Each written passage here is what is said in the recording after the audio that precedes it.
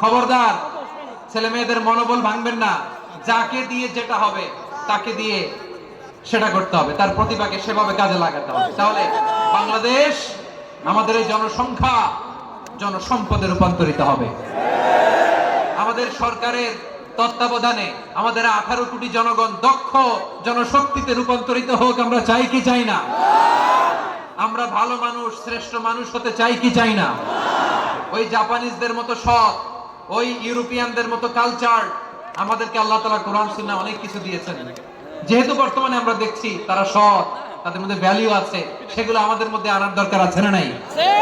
আর ইসলাম দিয়ে আমাদের জীবনকে সাজাতে হবে, ইসলাম দিয়ে আমার পরিবারকে সাজাতে হবে। ইসলাম থেকে, কোরআন থেকে প্রেসক্রিপশন না নিলে জীবন সুন্দর হবে না। কোরআন থেকে প্রেসক্রিপশন না নিলে সমাজ সুন্দর হবে না। কোরআনের প্রেসক্রিপশন না মানলে রাষ্ট্র সুন্দর হবে না। কোরআনের প্রেসক্রিপশন অ্যাপ্লাই না করলে শুধু দুর্নীতি দমন কমিশন দিয়ে দুর্নীতি বন্ধ করা যাবে না। এজন্য কোরআনের আইন আমরা চাই কি চাই না? প্রিয় ভাইরা, হিউম্যান রিসোর্স ডেভেলপমেন্ট, মানব সম্পদের উন্নয়ন, আমাদের সরকার যেন এদিকে নজর দেয়। আমরা যেন এই ব্যাপারে যত্নবান হয়ে উঠি। যাকে আল্লাহ যে যোগ্যতা দিয়েছে, এই যোগ্যতা দিয়ে আমরা যেন ইসলামের জন্য, দেশের জন্য কাজ করি। আমরা যেন আমাদের স্কিল ডেভেলপ করি, আমাদের পটেনশিয়ালকে ডেভেলপ করি। মোরালিটি, ভ্যালিউজ নিয়ে শায়েখ আহমদুল্লাহ আলোচনা করেছেন, এগুলো দিয়ে যেন আমরা আমাদেরকে সাজাই। আল্লাহ তাআলা আমাদের দেশকে তুমি নিরাপদ করো, আমরা পড়ি আমিন। আল্লাহ আমার 18 কোটি জনগণকে তুমি জনশক্তিতে রূপান্তরিত করো, আমিন।